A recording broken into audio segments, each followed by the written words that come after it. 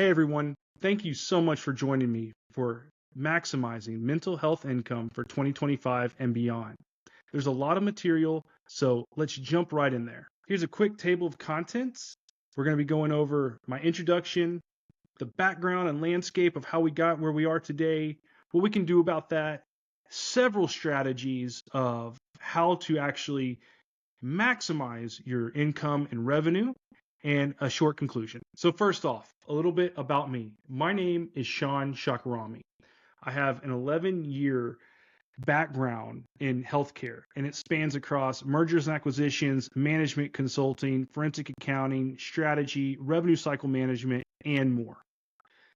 I left my high-flying corporate job because of some troubling trends that were going on that my work was directly promoting. Some of these trends we'll even talk about today. So I founded Opilio last year, and over the course of about 16 months, I've added 7 figures of incremental revenues directly to my clients' bottom lines, mainly through strategic payer negotiations and other high value add services. The majority of my clients are in mental health, and for my contributions to the industry, I was actually appointed to the Texas State Board of Examiners of Licensed Professional Counselors by Governor Abbott earlier this year. So the purpose of this presentation is to provide education and awareness of some of the troubling trends that got us where we are today, but also to equip you with the knowledge and practical application of specific strategies that are going to help you maximize your revenue and income going forward. So there are several reasons why this information is so vital right now. Many people outside and even inside your specialty and healthcare in general do not fully understand the magnitude of what is happening in terms of consolidation in our healthcare system right now.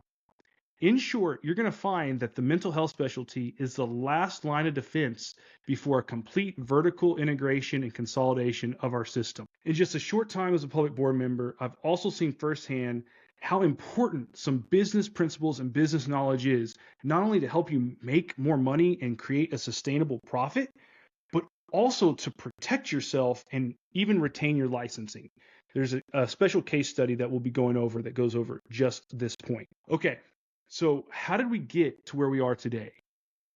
It's a very long story, and for the sake of time, I'm going to run through these very, very quickly, but I have linked many articles and research papers supporting everything in this document. So I'm going to share this document with everyone, and I highly encourage you to go and click the links. You can see the links are the underlying points here that will give you more information on what is happening right now and how we got here.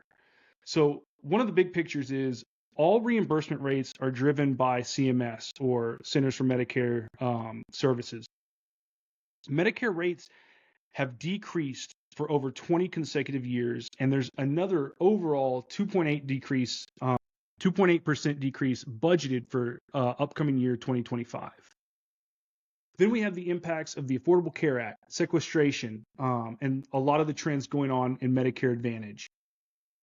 So put simply, sequestration is a government mandate from from some of the legislation regarding balancing our budget, that there has to be 2% cuts to Medicare each year. On top of that, certain repeals of the ACA have caused major losses to Medicare Advantage plans, and there's a very gloomy forecast for 2025. And I will speak specifically on how Medicare Advantage does impact everyone's reimbursement rates, whether you take Medicare patients or not. Then we have the CMS 2030 agenda, which essentially is Medicare wants 100% of all traditional Medicare beneficiaries in an ACO arrangement by 2030, i.e. a value-based care arrangement. There's a lot of issues with value-based care, and it's a very polarizing subject. I am not here to tell you one way or the other. I'm here to present information so you can make your own educated opinions on the matter. So I will speak to pros and cons, disadvantages, advantages, and will just be as objective as I possibly can. But objectively speaking, there has been a lot of issues with the value-based care payment models lately. And that is because they have caused major losses and bankruptcies, which I've linked to. And all in all, unless we can figure out some solutions to the problems of how value-based care payments are calculated, it will and does lead to the rationing of healthcare services. And then lastly, the devil's in the data. The insurers, large health systems have a ton of data, and they've been using that data at the expense of providers for a very, very long time. By using this data, they've been consolidating the industry. And what's really, quite frankly, scary is the vertical consolidation, meaning that insurance companies are purchasing equity inside of provider groups. So essentially, whenever you go to a doctor, you're actually going to the insurance company itself because they own the doctor, quite literally own the doctor. So first, I want to dig in and explain how are reimbursement rates determined. So CMS sets annual reimbursement rates. For you guys, it's the physician fee schedule, and they use an RVU model. So RVU are relative value units. There's three distinct categories of relative value units. Work RVU, which is the time, effort, skill involved in providing the service. Practice expense RVU, which is the expenses on average that CMS expects a practice to incur to provide the service. And then the malpractice insurance RVU, which is a split out of the malpractice insurance cost, or what CMS expects that to be for each service that's delivered.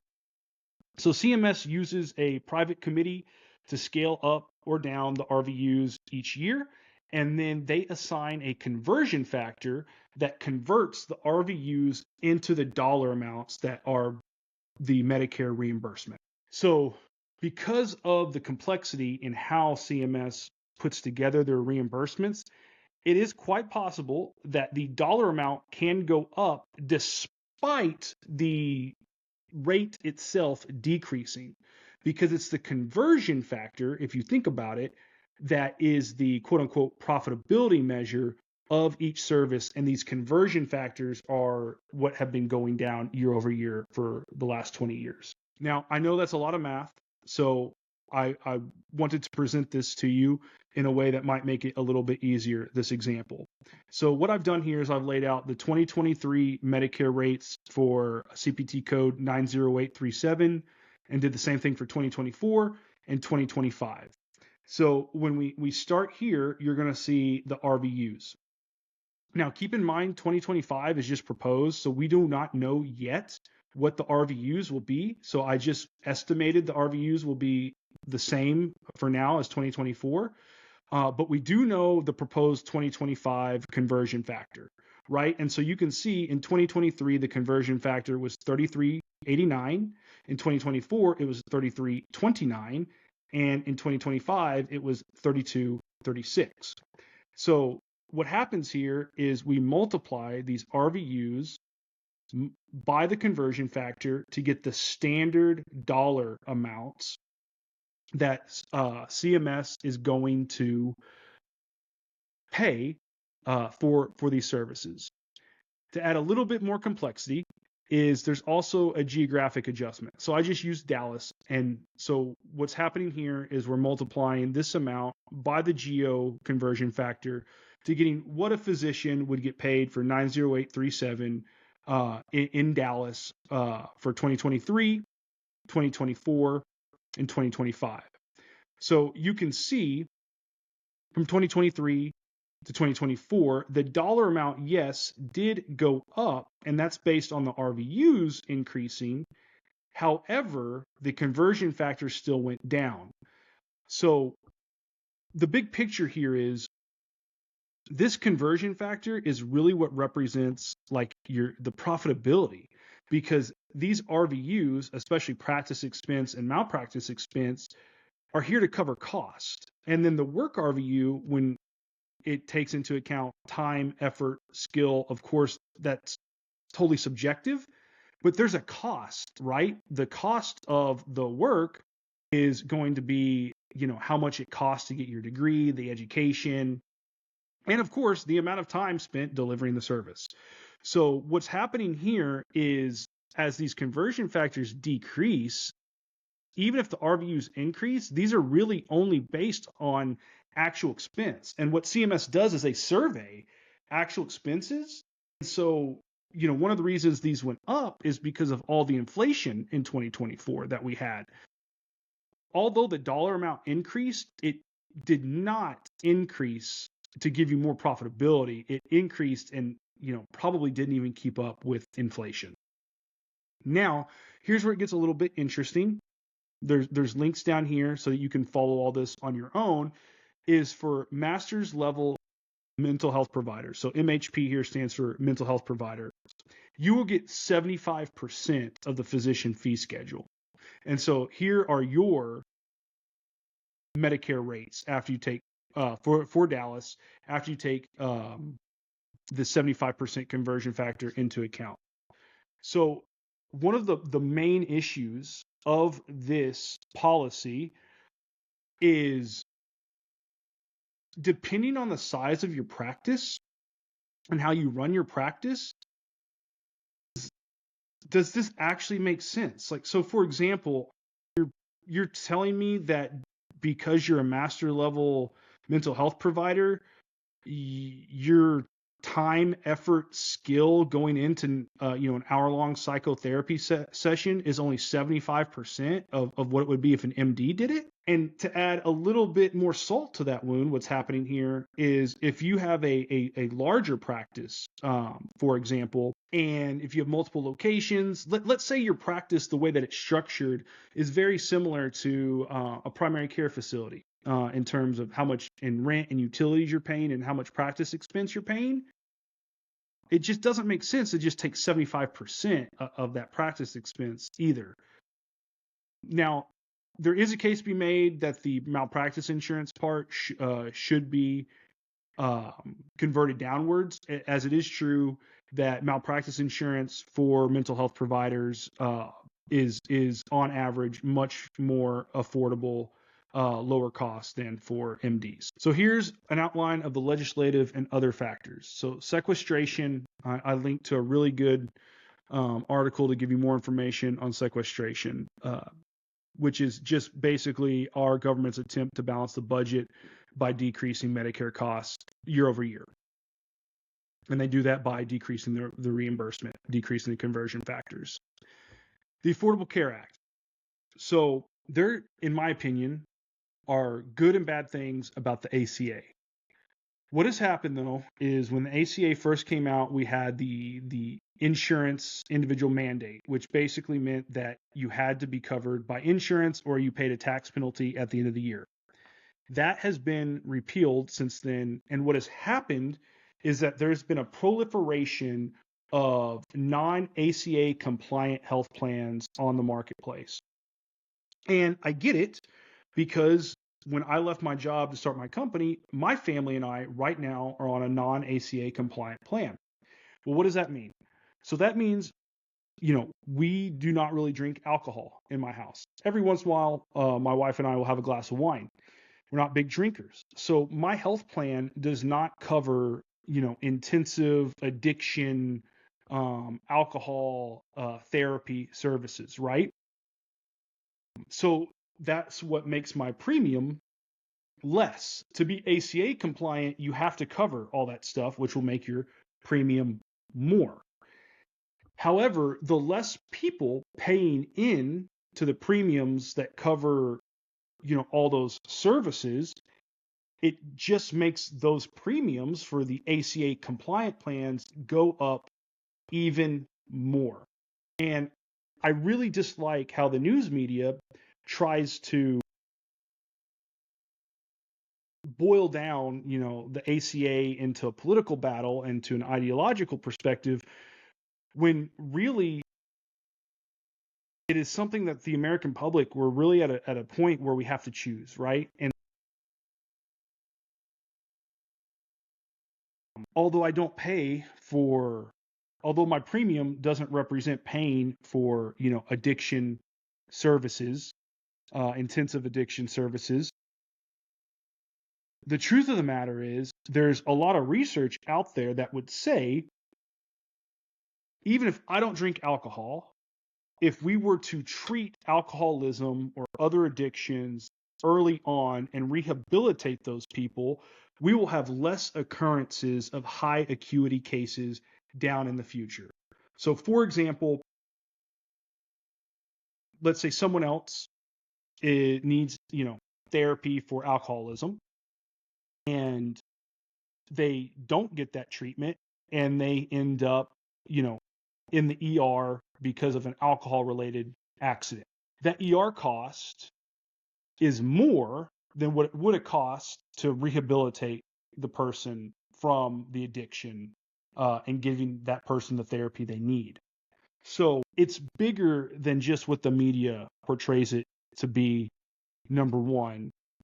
And number two is the ACA has subsidies built into them specifically for Medicare Advantage plans. And going into number three, the Medicare Advantage plans, these subsidies run out in 2025. And you're already seeing it. There's some articles linked here about a lot of payers and health plans losing money on Medicare Advantage and exiting the Medicare Advantage market. So why do I keep bringing up Medicare Advantage, and how does it impact, the mental health field, and what impact does it have on providers that may not even take Medicare? Well, Medicare Advantage plans are the precursor to value-based care. And so they give us a really good picture of where Medicare, through the CMS 2030 agenda, is trying to take everybody, including mental health, which is you will be managing a population of people. And in exchange for managing that population of people, you will not get paid on a fee-for-service basis. You will get paid a capitated rate, which is a per member per month rate. I've linked to some resources and articles that give a little bit more information on that. And so essentially what's happening is they are making the revenue fixed. So in any business, there's really only two ways, there's only two levers to increase or just make sure that you are profitable. And that would be revenue. You can increase price. Well, except in healthcare, you can't increase the price, not from a managed care perspective. So you're already kind of stuck unless you negotiate higher rates to just seeing more volume. That would be the main revenue lever in healthcare from a payer perspective. And then you can also decrease cost. Well, if by 2030 revenue is completely fixed, then all you can do is control your cost, which is that cost lever. Well, what is the highest cost of healthcare? The highest cost of healthcare is providing the care itself. And so that's where what we've already seen is all these bankruptcies, all these financial distress from these value-based care plans. And if you're going to remain profitable, which you have to remain profitable to stay in business, the only real way to cut meaningful costs is to cut medical services or ration healthcare. And what's super interesting is Medicare Advantage are the plans where if you're in a Medicare Advantage plan, you cannot choose your doctor. You have to go to the doctors that are part of the Medicare Advantage plan. These are also the same doctors, for the most part, that are owned by the insurance companies. So when you're on a Medicare Advantage plan, when you go see your doctor, you're actually going to your insurance company. I think this will make a little bit more sense in a minute, because that is called vertical consolidation. And the devil is in the data. And so this is happening in mental health. And what's even worse about how it's happening in mental health is when the PCPs were being rolled up and consolidated, the insurance companies were purchasing their practices. So I'm not going to give a judgment, say right, wrong, agree, or disagree on a PCP selling their practice to the insurance company. But I will say at least it was a fair transaction in the sense of the owners of that provider group, which tended to be the providers who were part of that group, did get, a monetary exchange for their practice. In mental health, it's the complete opposite. So what's happening is these insurance companies, and I'm using Blue Cross Blue Shield of Texas here as an example, are using their parent companies or sister companies, other names, other logos that are part of the insurance company, roll up to the insurance company to purchase these platforms like Headway. Alma has insurance ownership. All those platforms are actually owned by the insurance companies. And so they're not buying your practices. You're not getting any monetary value in a transaction. What's happening is they're undermining your market and they're decreasing your fees, making it almost impossible to stay in business. And I use Blue Cross Blue Shield of Texas as an example because what happened this past year in 2024, based on my work and my research, is just quite mind-boggling.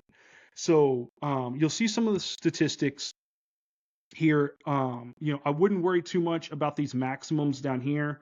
A lot of times these really aren't paid rates. They're what are called zombie rates from the price transparency data.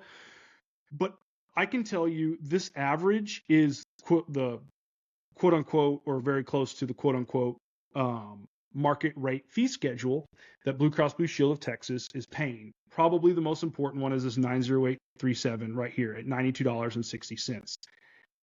That's really low. I know that most mental health providers need to make at least $100 in Texas for each hour-long session. And then keep in mind when you're working with insurance, an hour-long psychotherapy session really takes more than an hour. You have to write your notes, do the charts. If you don't do the billing, then you're paying someone to do the billing. But if you're doing the billing, then it takes longer. So, there's a lot of unseen costs part of it as well. And so what happened here is HCSC, Healthcare Services Corporation, which is the parent company of Blue Cross Blue Shield of Texas, Oklahoma, New Mexico, Montana, and Illinois, took the lead strategic investment in Headway, which Headway is a national platform where they're basically consolidating your industry. Now, here's where it gets super interesting. Is Blue Cross Blue Shield of Texas is paying Headway therapists more than the market fee schedule for the therapists who are not on Headway. So not only is it a massive conflict of interest, it quite frankly looks a lot like market manipulation and price fixing. And then not to mention, Headway has special arrangements with the other insurance companies like Cigna and Aetna and whoever else. And those rates are much higher than the average rates are as well, which, I'm not an attorney, but seems a lot like collusion if you had to ask me. And so this is what I mean by right now, you guys, your specialty is the last line of defense. And in many ways, they're trying to trick you to roll up and give up your practice, your private practice, to get on these Headway apps. And over time, I would imagine once they completely undermine the market, if we allow them to do that, they aren't going to be paying you more than their market rate fee schedule. My prediction is it will be, if they continue to go unchecked, it will be kind of like the Fiverr and Upwork. It'll be a race to the bottom, and just rates will continue to decrease. So what can we do? So number one, there's some good news here. CMS did propose some expanded behavioral health services for 2025. So we'll keep on top of that and see where that goes. There's an article linked here that will give you more information. And one of the things is they are looking at allowing for FDA approved mental health devices to be coded and reimbursable, which is something that you could look into if you have some of that technology. One person can make a difference. So here's a screenshot of a email I received this past week. I understand the most important rate didn't go up a whole lot, but after a nearly year-long negotiation with Blue Cross Blue Shield, my work has actually led to a whole market adjustment for all master's levels, mental health professionals in the state of Texas who are in network with Blue Cross Blue Shield. So you can see down here for some of the family rates, we got some substantial increases, about $30 for 90846 and 90847. So I'm going to continue to battle for 90837. And if you are in network with Blue Cross Blue Shield of Texas, in Texas, and you feel like you've been hurt by what's happening with their market consolidation, please contact me. We should talk. I have some extra information for you. So scale. Scale is a business term, meaning economies of scale or leveraging cost, that basically means the more that we produce, the more volume we see, the higher our profit margin is able to go up. The issue is it really only works in traditional industries. It doesn't work in healthcare. So I gave you an example of traditional industries, and in this example, you'll see a cost of a machine is $1 million, and this machine can make 1 million widgets. The variable cost, or the cost of the raw materials, is 25 cents, and the selling price of the widget is $3. So in scenario one, if you make 500,000 widgets, your overhead cost per widget is $2. How do we get that? We take the $1 million cost of the machine, divide it by 500,000 to get $2. Now we know that each widget, the raw materials, cost 25 cents. So the total cost of that widget is $2.25. And so the profit margin is 75 cents, and 75 cents divided by $3 equals 25%. However, in scenario two, if we amp up that productivity, that volume, and we make 1 million, we push the machine to its limit, then what we've done is we cut our overhead cost in half. So $1 million divided by 1 million widgets equals $1 per widget, plus the cost of the raw materials means that the total cost to produce that widget was $1.25. And so our profit margin is now more than double what it was in scenario one at 175 or 58%. The issue is in healthcare, your volume is patients, and the overhead costs really don't make up that much. Because if you think about it, what overhead in healthcare would typically be would be like your rents. However, the more patients you see, unless you're virtual, of course, you would have to open up new offices, so your rents would still go up. And then the other big expense is going to be your providers. Well, your providers are more like a variable expense because to see a patient, they're going to have to see a provider. And in other specialties, and sometimes in mental health, depending on how it's all structured, is your providers might have some type of percentage of production bonus or way of calculating their salary, basic and incentive-based salary, where you get 30% of whatever cash collections of patients you see, and so that would make their cost variable as well. So because healthcare is stacked in more variable costs than fixed costs, and seeing more patients, each patient really costs the same. The patient itself, just because you see 1 million patients doesn't mean that the million and first patient is cheaper to see than the first patient. Healthcare doesn't scale in the traditional way. So this misunderstanding of scale in healthcare is actually, part of why private equity is failing, and you're seeing bankruptcies in healthcare, along with, because ultimately what value-based care is trying to do is basically trying to take if you remember the mortgage crisis is they're trying to take people instead of mortgages and saying, okay, if we put all these people together, then the risk score comes down. And, I guess we didn't learn our lesson from the mortgage crisis, because we know that that is absolutely not true. So how can we scale in healthcare? Well, I have 3 strategies: payer strategy, cash pay strategy, complementary product, services, and events. So despite some of the drawbacks and concerns I've talked about, especially Blue Cross Blue Shield of Texas, typically, at least in the beginning, a sound payer strategy is a good way of starting a practice because of the consistency and stability that it can provide. Now, you need to have a good credentialing strategy. You need to decide early on, high level, do you want to make more money per service, or do you want to have as much volume as possible? And this will help you decide how many payers and what payers you want to credential with.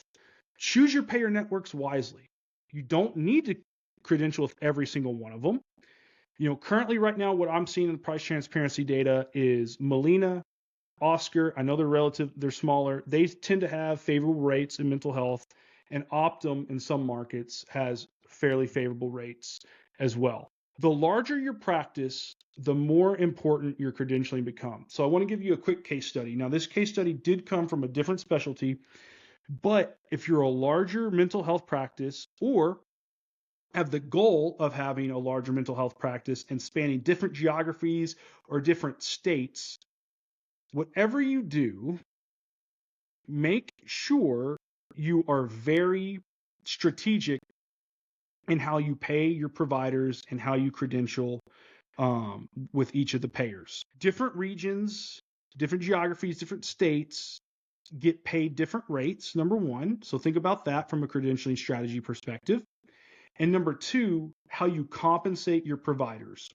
I would say in mental health, probably one of the better things you can do is get to a point of maturity in your practice where you kind of know your floor and ceilings of revenue and income, and try to make your salaries fixed. Because we talked about how fixed costs from a scaling perspective earlier is a little bit easier to scale. It does still come with its risks though. But if you want to use some type of performance-based compensation arrangement, I highly discourage you from using percentage of cash collections. A lot of the attorneys who write up the compensation agreements don't know what a RVU model is. But you can use a work RVU compensation agreement, and it will save you a lot of heartache down the road. So I had a client that was in multiple states, and I was negotiating reimbursement rates, and I really had a really fantastic deal, but it was kind of one of those give to get scenarios. So the payer in one market, one geography, needed our client to take on a contract, a health plan that wasn't that great and didn't pay that great. But in a couple other major markets, they were going to get a substantial increase, enough that overall the whole pie would have been a double-digit reimbursement rate increase. But they couldn't accept it. And they couldn't accept it because their providers were all paid on a percentage of cash collections. And what would have happened is the providers in one region would have had to work more to make the same amount of money that they're used to making, while in these other geographies, the providers could have taken 2 or 3 months off work and traveled and made more than they're used to making. And so it wouldn't have been fair from a provider compensation arrangement. But had they done the compensation on a work RVU model, all the work RVUs would have been from the whole pie, would have been counted and tallied, and everyone would have been compensated based on those work RVUs and not how much cash they brought in, which would have allowed my client to have the flexibility to take a lesser value contract in one place to gain the higher value contracts in the other markets, and overall as the whole pie grow. Unfortunately, they weren't able to take that deal, and it was frustrating for everybody involved. Also, from a credentialing perspective, I know that it's kind of a lot of work, annoying in some ways, But beware of the delegated networks. And so delegated networks are just kind of a different way of putting Alma, BetterHelp, Headway, all of those platforms into one saying, so I don't have to name them all. Not only do we talk about how they're owned by the insurance companies and you're kind of doing your specialty a disservice, the other issue with them is, for example, I have a client that is trying to grow her practice. The problem is when you're on those delegated networks, you can only be on as an individual MPI number. You can't have a group on there. And so if you can't have a group, then you really can't grow and have other providers serving under your brand. And that's exactly what she wants to start doing. So to get off those delegated networks is very difficult because you cannot be on a delegated network and credentialed as a group at the same time. You have to leave the delegated network and then go credential. And credentialing can take, some weeks at least, if not longer. And so to leave the delegated network and then go credential individually would leave, at least some weeks of basically zero income for that practice, which is not realistic. So what we've had to do is go find payers outside of that delegated network, get her credentialed there, give her time to grow that patient base, at least to the point where it's enough income that when we take her off the delegated network, she has a large enough patient base to remain sustainable, and then go credential with the other payer networks that tend to be the bigger, higher paying ones, of course. And we're about 6 months into a year-long process so once you get on those, just realize it is extremely, extremely hard to get off of them. Contract strategy. Okay, there's a few disclaimers in here. I probably should have put it here. This is not legal advice, but I highly, highly encourage you to get all your contracts. So as you get credentialed, you'll get the contract to review. Have it reviewed by a trusted attorney. And then once you sign, so once you're credentialed or paneled, whatever you like to call it, develop a contract strategy. Have processes and procedures in place. Keep your contracts organized, print them out, have them in digital and physical format, and have them easy to find. You don't know how many clients I run into that can't even give me their contracts because they don't know where they're at. Flag important clauses, or have the attorney who reviews it flag those important clauses for you, especially any clauses, which will make more sense in a little while, any clauses that disallow cash pay for covered services. So some of these contracts will basically say, if someone has so-and-so insurance, you have to bill the insurance. Those people can't just cash pay for services. The other really important thing to do, many of the insurers, if you ask, can give the fee schedules to you like in Excel electronic format. But if they don't, put your fee schedules in electronic format in an Excel spreadsheet. And as money comes in, be comparing how much money is paid versus what your contracted rate is. Okay? If you're underpaid, report it immediately. If you're overpaid, report it immediately and ask them the best way to send the money back. Because if you don't, they can and probably will claw it back sometime in the future, which can be disastrous. So look for under and overpayments. Guys, these payers make mistakes all the time. And then if you get denied on any claims, resubmit them promptly. I highly recommend you reviewing your contracts at least once a year and consider Okay, so now payer relations. Once you're credentialed, be proactive and stay in touch with the payer. Make sure to ask if you have a designated network or contract manager. You may not. A lot of the payers have gotten away and don't always assign an individual to each contract. But be sure to ask because, if you ask, maybe you're more than likely going to get one, which will make things easier in the future. Reach out to the payer every 6 months. Ask them questions, develop relationships. Ask them what trends they're seeing, what are the impacts of, CMS proposals on the reimbursement rates for next year. Remember, everything follows CMS. Ask them what the expectations are next year. Because ultimately, if you want to get the highest rates, you're going to have to negotiate for them.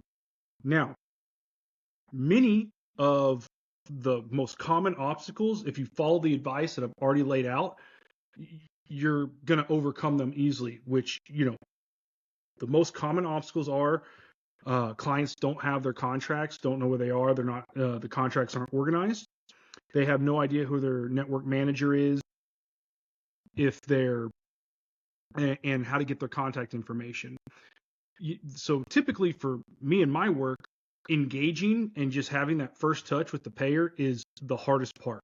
It does make things easier to have the payer transparency data. If you are going to do it yourself, you probably won't have that data, but look up the Medicare rates because, like I said, things are going to typically follow Medicare, so you can get pretty close. The big shift as we head into negotiations, which I have a case study to walk you through, is the payers are now fiduciaries to the health plans. So this is a pretty big paradigm shift. The fiduciary status means that they are responsible for the dollars that the health plan pays out. And as a fiduciary, if you breach that duty, there are actual, not just civil, but potential criminal liabilities as well. So it's a pretty big deal. You're not going to get a successful outcome from a negotiation just because they like you as a person or you have a good relationship. All that stuff is helpful in terms of communicating and getting them to engage, at least in the beginning, but you're going to have to show rational and ROI-based support and evidence for them to be able to increase your rate. That way they are not breaching their fiduciary duty. The easiest way to do this is to start tracking patient outcomes and connecting those health outcomes to financial metrics to quantify the ROI. Now I'm about to walk you through, so this will make more sense in a minute. And when I mention ROI, it's ROI to the health plan, not to you as the provider. And then the last piece is just having the right mindset and understanding that, you're probably going to hear the word no, and you have to be able to negotiate through that no, which we'll go over that in this case study as well. So here is an example of an email that has had good success as one of my templates to get in touch with and find the right network manager.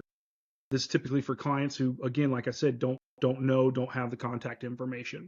So we have to scrub LinkedIn, scrub the internet. I built web scrapers, and ultimately I purchased a enterprise level resource that's very expensive that gives me the contact information of the payers. So the next piece here is, and this will come up later as well, is tracking behaviors and responses. So that last email you just saw, I sent to 3 people, and I got 2 replies off of it.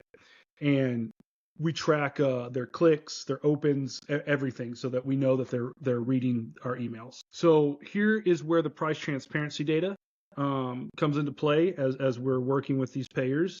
You'll see that this client hadn't negotiated in close to 5 years, and they were 20% underpaid from price transparency data. Now here is where we talk about patient outcomes. So we're helping this client, which is related to the mental health, dietetics, mindful eating, nutrition. And what we're doing on this one is we're tracking A1C levels of patients, right? And BMI. And so as the patients come in and they have a baseline A1C or BMI, as they remain to the compliant or either semi-compliant to the program, we can assess the decreases. And then in the bottom paragraph, you'll see we do a lot of research, and what we do in that research is we're now connecting what the decrease means from a higher acuity preventative state of future encounters. This is going to help us quantify that financial impact. And that's what we do here. So based off our research, now we lay out some very actually conservative assumptions. And based on preventing future higher acuity cases, based on our research that we know is proven, we're able to basically say, hey, we really need this increase because this is how much we're giving to your network. And if you give us this increase, we can grow. That's what we're going to do. We're going to tell them what we're going to do with those extra funds, which is grow our practice. And we're going to be able to deliver you over a 200% ROI, right? So that's what I mean about the ROI is to the health plan, not to the provider. So I've basically laid it all out. This is like the secret sauce, guys, of how to be successful in a rate negotiation to make sure that you're getting what you deserve. I understand there's, a lot of math. It's not easy, but it's something you can do on your own, and it's something that you can be very successful at. Now moving on to cash pay strategy. So if you want to demand the highest rates, it's going to be through cash pay strategy. That's really best done by successful marketing, but not any type of marketing. What's known as direct response or attraction-based marketing, and selecting niches that you are passionate about serving. So let's jump in there. So number one, we really need to pick a niche. The niche needs to be big enough to where there's a big enough TAM or total addressable market. There's enough people in your niche that you can serve to be profitable and sustainable. But it's not like insurance. Insurance, the insurance company will kind of naturally feed you the volume, and it can be any type of, patient. They could struggle from a number of different things. So I laid out some examples of what a niche might look like in mental health. Teenagers struggling with self-esteem, men struggling with addiction, and you can even, splice that up. It could be alcoholism, drug addiction, pornography addiction, whatever the case may be, right? New moms struggling with postpartum depression. Why you want to do this is because your marketing needs to resonate directly with your ICP. So your ICP is your ideal client profile. It's your persona. It's their avatar. It is your messaging. When they read your messaging, it needs to make them really have an emotional connection and make them want to raise their hand and them come to you. So it's that attraction-based marketing, right? Not only will this help you in the short term get clients faster, but it will also save you valuable resources because marketing is expensive. And by going after a specific niche of people and really honing in on your messaging, which we'll talk about in a second, you won't have to spend as much money. In fact, the clients that I help, we do basically all organic. It's all organic type marketing. Now, depending on how much you want to do on your own, there can be some cost, but it's negligible compared to like massive marketing and advertising spend budgets. Over time, you can also build primary, secondary, and tertiary niche ICP profiles. So what do I mean by that? A great example is the men struggling with addiction. That can be your main umbrella, struggling with addiction, but then you can kind of target and segment men struggling with alcohol addiction, men struggling with certain drug addiction or drug addiction in general. And you can have, similar but slightly specific tweaked messaging to each of those secondary and tertiary and primary market segmentations. So direct response marketing or attraction-based marketing is another word for it.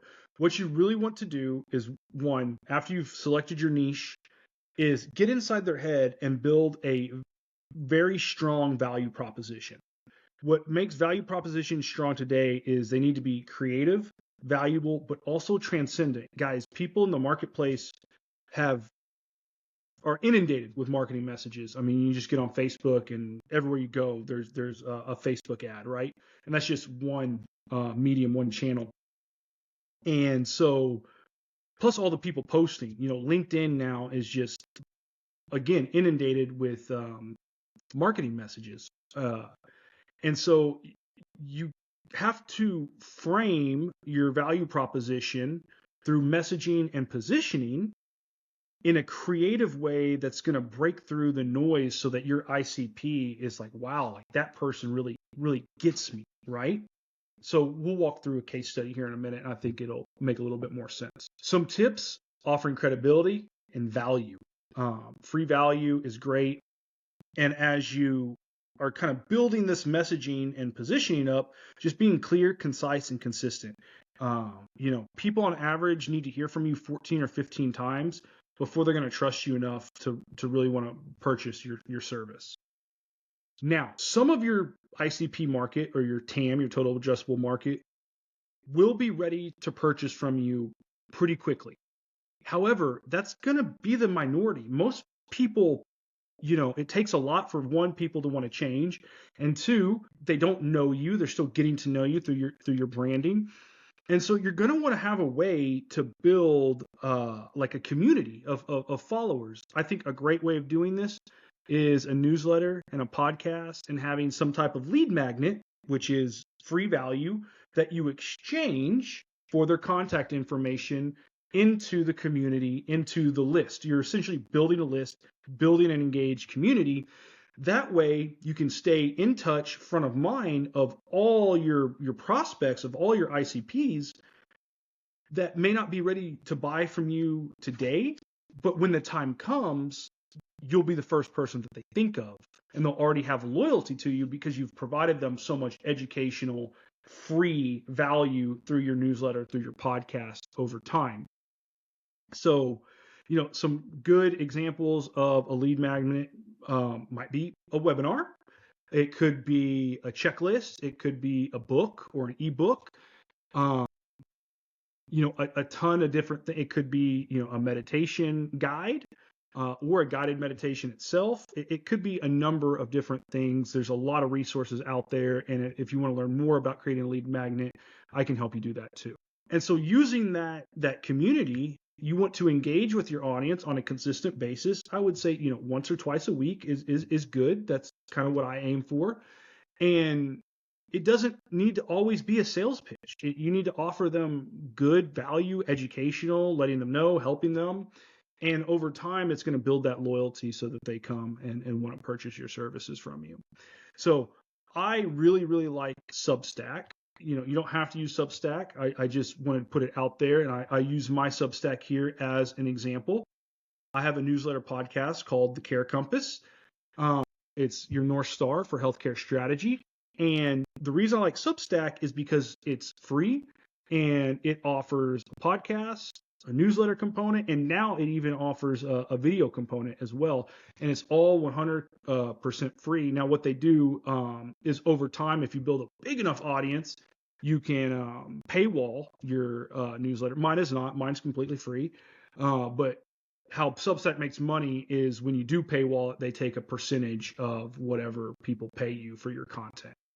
But it's all 100% free. So I personally just really like Substack to build that community. So here's a case study, right? Example one.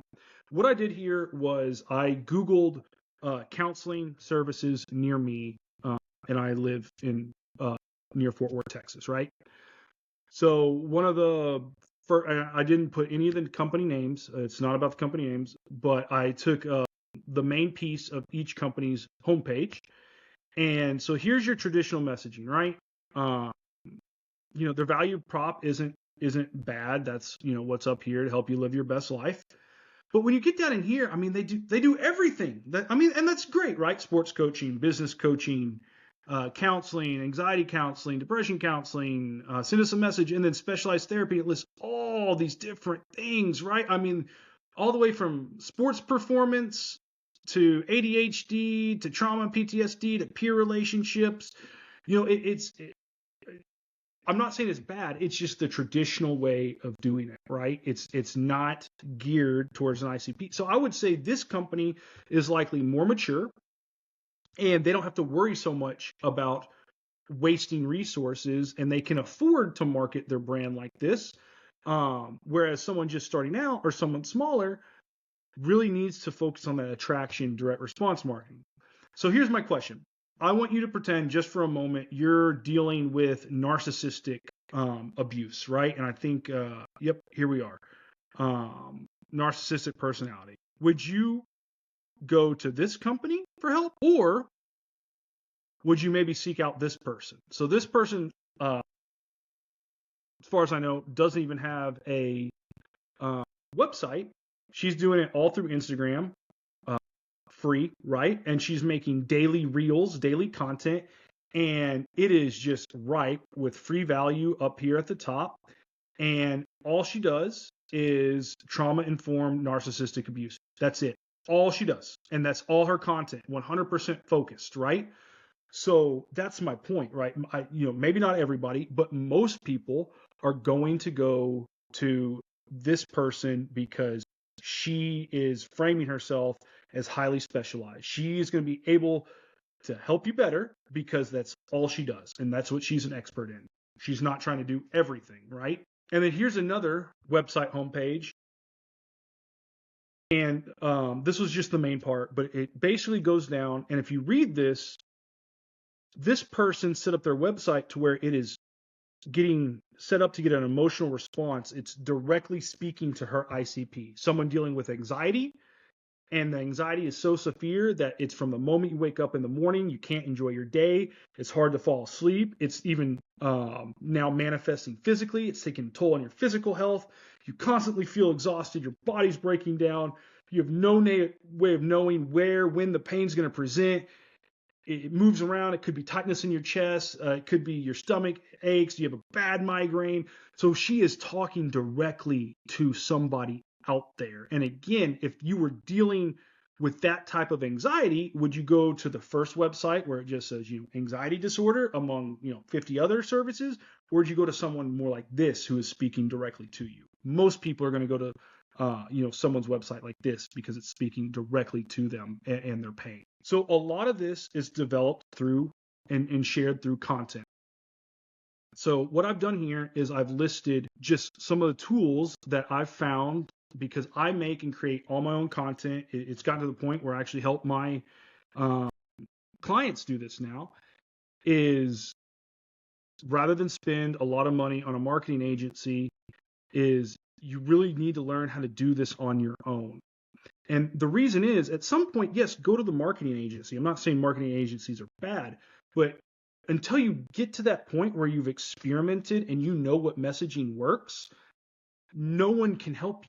They may say they can, but no one can really help you until you've tested it and validated your message for yourself. So how do we do that? Well, from an affordability perspective, one, your smartphone, the camera's good enough. Just get a little tripod for your smartphone. Rode makes some excellent mics that can actually plug into your phone. Just keep in mind, it's worth it to spend a little bit more on a microphone and just use your smartphone camera because audio is more important than video quality. They've done a ton of testing on this, and good audio is more important than good video. Have a warm, inviting set and environment. So, you can see behind me, I've kind of set this up on purpose to look nice in my home office. You may have to spend a little bit of money on video editing, get on Upwork or Fiverr. I actually taught myself how to video edit. And these are some of the tools that I use for video editing and some other things. So like Riverside is a great podcast and video recording suite.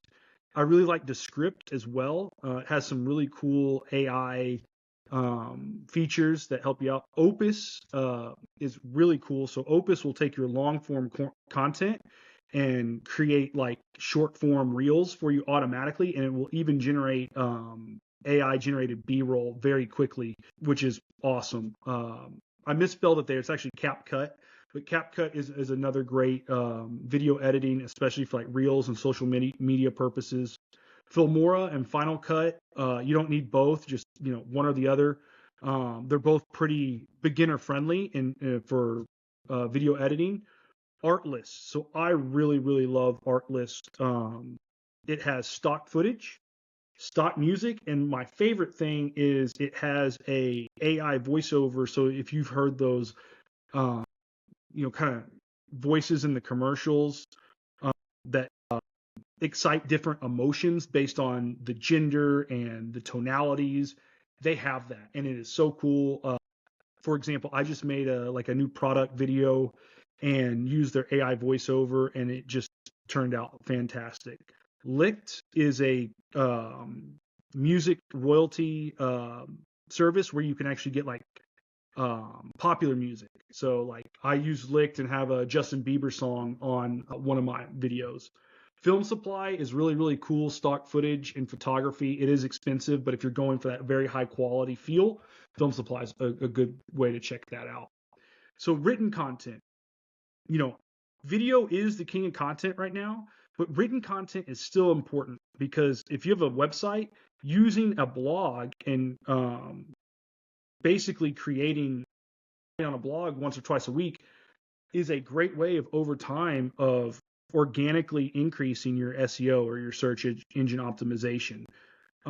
You can use Neil Patel's Answer the People. He has a free version which will tell you like the keywords, and then you can go write a blog using those keywords, and that's going to naturally just bring you up the SEO. So when people Google, counseling services near me, if you've been writing a blog for, a year and you have 50 articles on there and they're all optimized based on what your keywords should be, you're going to over time be moving up to the top.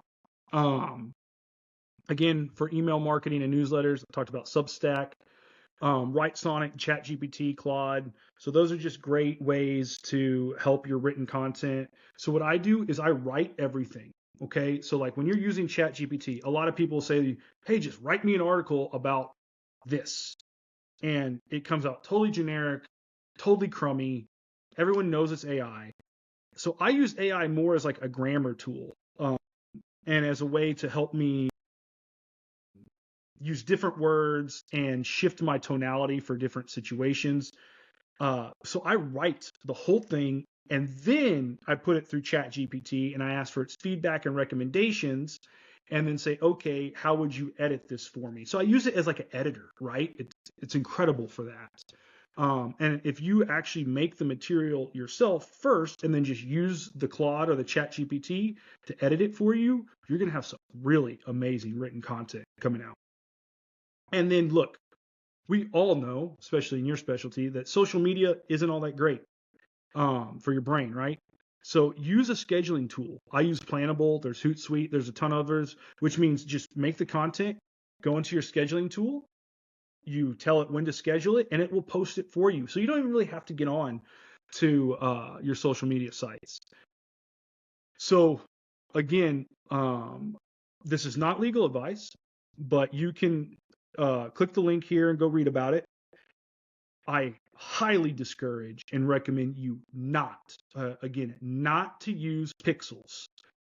So pixels are the trackers that you insert on your website, and they are super cool for anything outside of healthcare, right? So it's going to, if I have a pixel on my website and I run a Facebook ad, it's going to connect, my Facebook ad to my website. It's going to tell me how many people clicked my ad, how long they stayed on my website, did they convert, did they do this, did they buy anything from me? It's not a bad tool. However, Metapixel, Google Pixel, Google Analytics, all that stuff is really I won't even call it a gray area. I mean, there's lawsuits going on right now. It can lead to bad HIPAA infractions. It's important to track metrics, and what I mean by tracking metrics is make the post. Your scheduling tools will help you track the generic metrics. What I mean by those metrics are if it tells you impressions, right? If it tells you how many people liked your post, how many people commented your post, etc. Your reach. That is going to help you, right? Because if you are experimenting with this content, with this messaging, if you get, 10 likes and 2 comments versus 2 likes and 0 comments, one post is better than the other. So when I talk about metrics in the terms of like social media and organic marketing, that's the type of metrics I'm talking about. Not the pixels, not the Google Analytic type metrics. I would highly encourage you to stay far away from those in healthcare. Other considerations. So I get asked this a lot by my clients. Again, disclaimer, it's not legal advice. I've already said, make sure you have a good attorney. Every business owner, healthcare, non-healthcare, should have a good trusted attorney. Yes, you can accept both insurance and have cash pay practice. There's a few different ways of doing this. I think the most compliant, the best, easiest way, it's where I've linked to some articles on it, is to have 2 LLCs. One's a cash pay practice, one's an insurance practice. That used to be really, really hard because EMRs are expensive and you technically need 2 EMRs, I think, to keep it just as separate as possible. But with simple practice being so affordable, you can have 2 instances of simple practice on 2 different EIN numbers, 2 different LLCs. Just make sure all your marketing is HIPAA compliant. Talked about that. And then if you take nothing else from this, having this business knowledge, understanding how to protect yourself is hugely important because it can protect you. What I've found, and this is a real life case study, is certain people of certain personality archetypes gravitate to certain industries. And in your industry, you're going to find a lot of people who are willing to be vulnerable, a lot of people who are open, who think the best in people, and who are transparent and honest. And those are all excellent traits. However, as an entrepreneur, business owner, there's a common saying where I come from my specialty. If you're not suing and being sued, then you're not really in business. And long story short, I was at a board meeting, and this woman who lost her ability to have her license had there had been allegations that she committed embezzlement, that she basically stole money from her employer. But it wasn't a court case, it wasn't a criminal charge, and she agreed to pay back all the money. And I'm kind of reading over the background, and because I have a background in forensic accounting, I sniffed out a lot of things that just didn't make sense to me. And so through asking some questions, what we really found out was it was more of a moonlighting situation in which she had permission to see patients at a location after hours for cash, and the manager who gave her permission unfortunately passed away. Long story short, new management came in, accused her. She wanted to do the right thing. She just paid the money back. But then that whole experience kept her from being able to get her license later. So the reason I bring that up is because, look, there is a way, and hopefully you've kind of caught on through this presentation, to communicate where you tell the truth, but you're also protecting yourself. So in that case, for that woman, if she wanted to pay the money back, then you say, hey, I'll pay the money back, but we're going to sign a piece of paper that says I didn't do anything wrong, right? Or when you get permission from your manager to do this, you get it in writing so that later on, if someone accuses you of something, no, you have it in writing, you have it protected. So having a little bit of a business background is really important, not only to help you make more money and maximize your revenue, and from a marketing perspective and from working with payers and negotiating rates, but it can also really help protect you down the line. The last piece, complementary services, products, partnerships, and events. So we'll go through this relatively quick, guys. Complementary services, coaching. You can create courses, private groups, paid newsletters, and or paid communities, or a phone app. Complementary products, supplements, books. I actually linked to my book just as an example, because I give my book for free if you're a Kindle Unlimited user. And having that out there is a really great resource for me, for people to get to know me on a different level, where you can kind of produce an industry authority for yourself. So writing a book and selling your book, probably not a bad idea.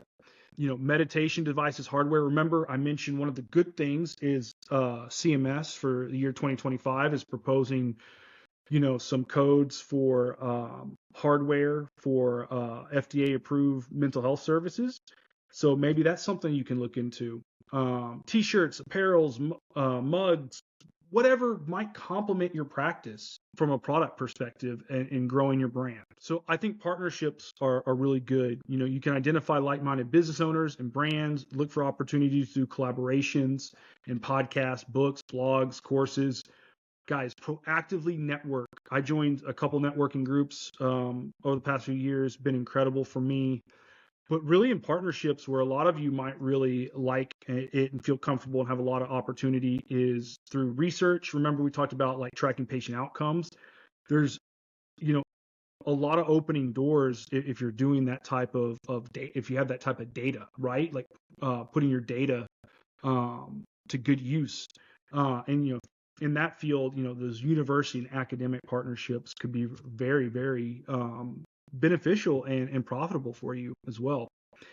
Another idea that I really like that I think your specialty is doing more of are retreats, hosting retreats, conferences, participating at a conference, doing some speaking, connecting with people in person. It really does work.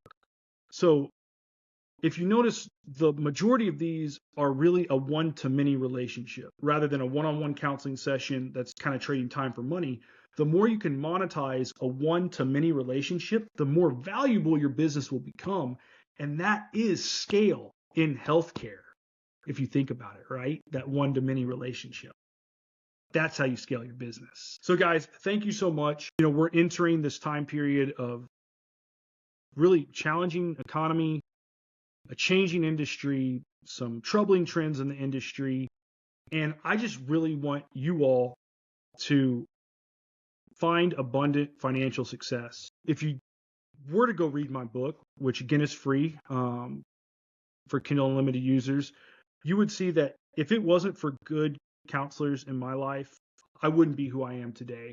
And so I hope you find my strategies valuable, and I really hope you can put them to good use on your own without having to spend extra money, developing a sound payer strategy, using the direct marketing in your cash pay strategy, networking and looking for complementary services, products, partnerships. If you are interested in getting more help, you can look at this next steps. There's a link to my calendar.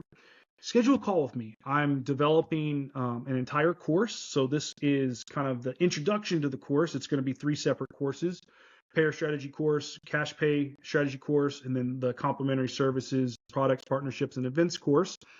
I'm doing this all in a private Facebook coaching community. If you're interested in joining that private community, schedule a call and let's talk. If you just want to follow from a free content perspective, I highly encourage and would love for you to join my Substack, which is linked right there. So that's my podcast and newsletter, which I put out a lot of similar content information as I did today. So thank you again for your time. Thank you for being here. Thank you for watching. Here's my contact information. Everything you need is right here: my email, my cell phone number, again, my calendar page, and my website link. So thanks again, and I hope this was valuable.